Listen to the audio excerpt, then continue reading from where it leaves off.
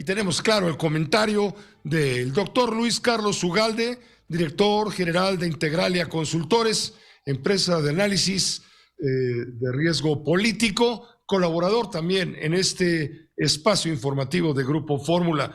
Él quiere comentar justamente sobre este plan B de la reforma legal a la ley electoral. Te escuchamos con mucha atención, Luis Carlos, bienvenido, buenas noches. Hola, Pepe. Pues sí, efectivamente, este tema del plan B, que muchos han llamado el plan V, o sea, el plan de la venganza, es uno de los mayores riesgos hacia el 2024. Quiero reiterar algo que se ha comentado, pero que me parece lo más relevante. Para mí, más que querer mejorar el sistema electoral, López Obrador lo que busca es generar un manotazo, una señal retórica y propagandística de que todo lo que hace el INE tiene un pecado de origen y que por lo tanto se le debe limpiar de neoliberales, limpiar de grasa burocrática y transformarlo para bien del país. La propuesta que hace López Obrador, por supuesto, tiene algunos elementos positivos, pero la mayor parte son medidas que pueden ser muy dañinas para el instituto. Y déjame mencionarte 3 o 4 de manera muy breve. La primera y más importante es que se merma la capacidad operativa del instituto. La cirugía que le quieren meter al instituto es como un machetazo, en donde sin distinguir cortan dedos, brazos, músculo, grasa, y efectivamente el INE por supuesto que puede mejorar su dimensión, reducir costos, pero la forma como lo hace es excesiva.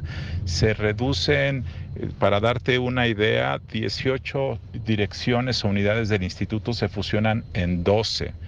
Se desaparecen, se eliminan las 300 juntas distritales del INE, que son la base operativa para organizar elecciones, y se sustituyen por una vocalía operativa. 2, se elimina la Junta General Ejecutiva del Instituto, que es el área mediante la cual el presidente del Instituto garantiza que todas las decisiones que toman los consejeros se lleven a la práctica. Tercero, se le atan las manos al INE y al Tribunal Electoral para sancionar a partidos. Y esto es muy importante. Hoy el INE y el tribunal tienen una capacidad de interpretación de la norma, tienen una capacidad reglamentaria para llenar vacíos de la ley electoral, y con esto el Congreso quiere que el INE y el tribunal solamente puedan actuar en estricto derecho. ¿Qué significa eso? Que solo lo que está establecido en la ley pueda ser sancionado por el INE cuando la materia electoral es una materia en donde diariamente ocurren fenómenos que no están contemplados en la legislación. También debo decirte que se le merma la autonomía presupuestaria al INE, porque se dice que los diputados le van a etiquetar todos los recursos al instituto sin que éste pueda tomar medidas propias de reasignación presupuestaria que son necesarias para su flexibilidad. Y un tema muy importante, se expande la capacidad propagandística de los servidores públicos. Hoy hay restricciones para que los servidores públicos se queden calladitos durante las campañas. Una petición, por cierto, Pepe, que data de 2006, cuando López Obrador, muchos nos recordarán esto, dijo, cállate chachalaca, expresando con ello que Fox debía quedarse callado. Pues ahora el presidente quiere hablar y para eso esta ley se lo va a permitir.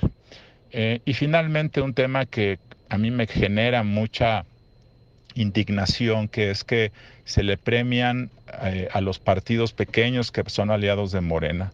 2 cosas muy graves.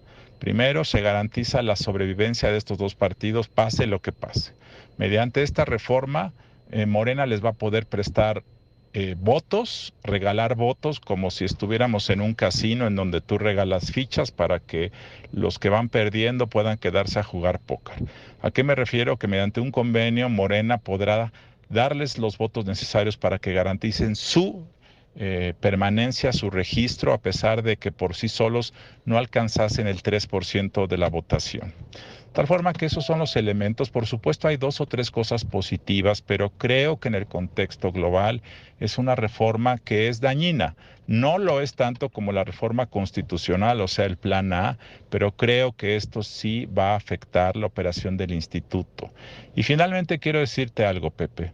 Los modos, la forma como esto se aprobó en la madrugada del miércoles es algo inédito que yo no había visto desde hace varias décadas. Se dispensaron trámites de una propuesta de reforma de 400 artículos modificados. Nadie la había leído porque se entregó a la 1 de la tarde y se votó esa misma noche. No había ninguna justificación para hacerlo con urgencia, ninguna, y de cualquier forma López Obrador quiso que ese mismo día que le rechazaron su reforma constitucional se votara la reforma legal, igualito que ocurrió cuando se le rechazó la reforma eléctrica y luego se le aprobó la ley de la industria eléctrica.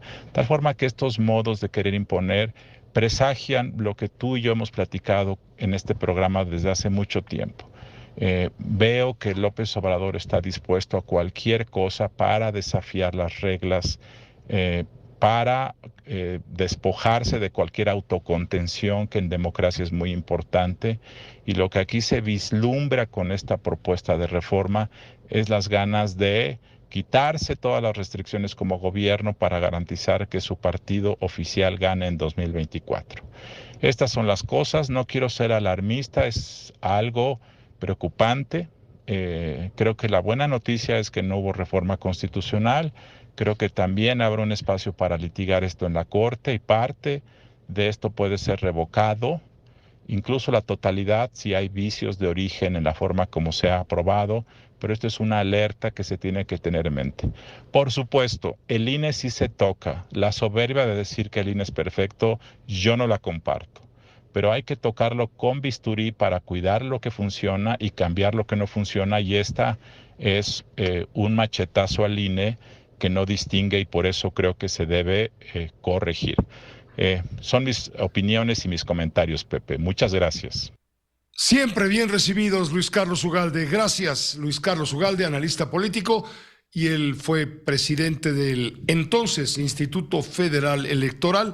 A él le tocó aquella noche turbulenta cuando Felipe Calderón se impuso precisamente a Andrés Manuel López Obrador con 0.56% de los votos, lo que no perdona el propio presidente López Obrador, y desde entonces trae el rencor de pegar al INE y de amarrar al INE y de acotar al INE, achicarlo y cortarle patas a esa araña.